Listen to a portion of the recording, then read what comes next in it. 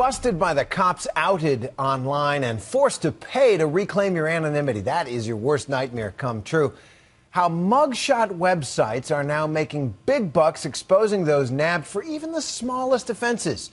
ABC's Steve Osunsami goes inside a booming online industry that's surprisingly legal and potentially destructive. There's something about seeing someone in a mugshot in what could be their most unfortunate photo ever that gets tons of people watching on the internet. And it's not just the jailhouse photos of celebrities like Lindsay Lohan, Mel Gibson, and this famous one from Paris Hilton.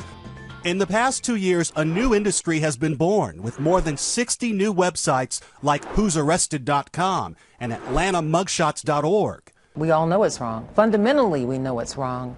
But in a country that just gives people the access to information, and in an age where information is available so quickly, how do you stop this? Here's how it works. The sites legally download the latest mugshots from police websites, publish the faces of alleged lawbreakers on the internet, and then often charge the accused a fee, sometimes hundreds of dollars, to pull the photos down. Now we're going to draw right here. We've been tracking these cases for months. Andy McMahon, a computer technician in Atlanta, says he paid $75 to take down an old booking photo from a DUI.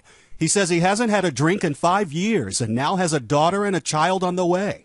It wasn't a lot, but it wasn't a little. And after they took it down, they just started popping up everywhere. It's kind of like whack-a-mole.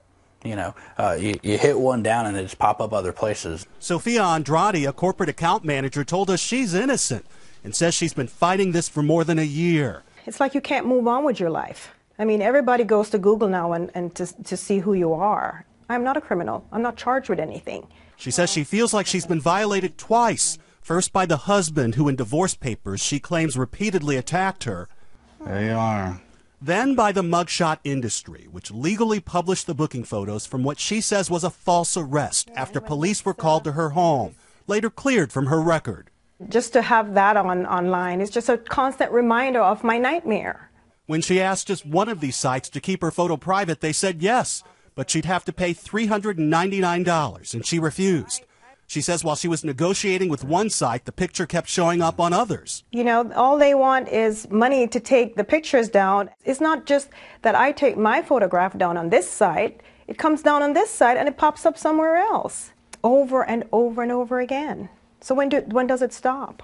We went looking for a voice from the mugshot website industry, but found that contact information on the sites often led nowhere, making the owners quite difficult to track down. So you're just a businessman. Absolutely. In this scenario. A businessman and an advocate. We did find this man in Louisiana who asked to remain in shadow. Think of how many people have been arrested. Now put a small service fee on that amount of people, and you can see why the industry is sort of taking off. He told us to call him TJ and says he's just a middleman hired by thousands of Americans each year, desperate to get their booking photos taken down. On his website called removeslander.com, he charges up to $1,300 for his services, and he swears that he's not in bed with the owners of these sites. Is this a dirty business that you're in? I don't consider it dirty, what I do. What I do is help people. In an email, we heard back from the owners of BustedMugshots.com, a popular site now facing a lawsuit from more than 250,000 people in Ohio, accusing the company of exploiting their photos for commercial gain. Company CEO Kyle Prowl told us he's providing a public service, saying that the public's right to know about local arrests and crime outweighs this concern, and that laws have determined these records must be disclosed to the public. And he told us when the person is exonerated or found not guilty, the record is removed at no charge. Sophia Andrade says that was not her experience dealing with other companies. She says she explained over and over again how she was the victim and how the photos were preventing her from obtaining employment. And she provided these court documents showing that prosecutors cleared her case. This was a wrongful arrest, and the case was dismissed by the state attorney's office. But her picture remains published to this day.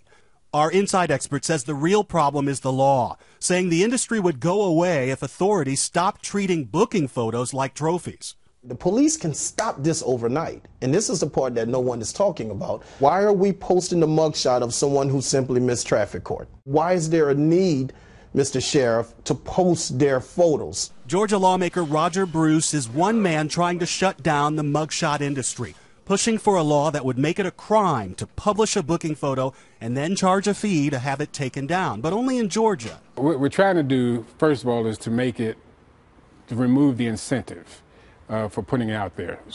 So we don't want them to be able to charge a fee to remove these pictures. And the thought is if they can't charge a fee, why put it out there? He says sheriff's departments across the country should be able to label their images with watermarks and police their use, and says that Sophia Andrade and other victims should be able to sue when police say the photos have been mishandled. It just destroys your life. You know, my family, my friends, it's just, I don't know, I just don't know how to express in words how devastating this has been for me. You are defending yourself. As long as the picture is out there, you're defending yourself. Telling your story, this is what happened. I'm not guilty. She's now found temporary work, and she stepped away from the fight, deciding that she'll live with the pictures and explain her story one person at a time. For Nightline, I'm Steve Osinsami in Atlanta.